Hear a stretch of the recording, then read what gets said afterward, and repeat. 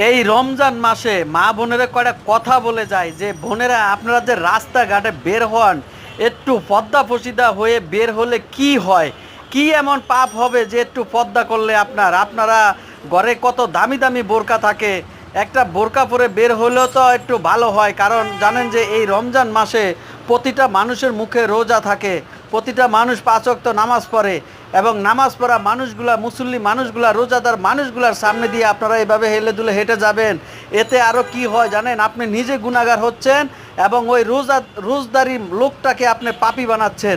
আপনাদের একটু এই সতর্কতার কারণে, এই একটু অসতর্কতার কারণে কিন্তু আপনি নিজে পাপী হচ্ছেন, অন্যকে পাপী বান্দা বানাচ্ছেন।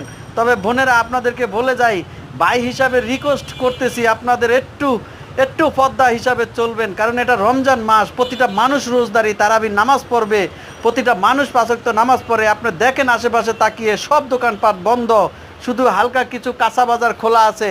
তো বোনেরা আপনারা একটু পর্দা করবেন, অন্যকে পর্দা করার ব্যবস্থা করবেন। তবে এটাই আপনাদের কাছে রিকোয়েস্ট। ভিডিওটি ভালো লাগলে একটি লাইক দিবেন।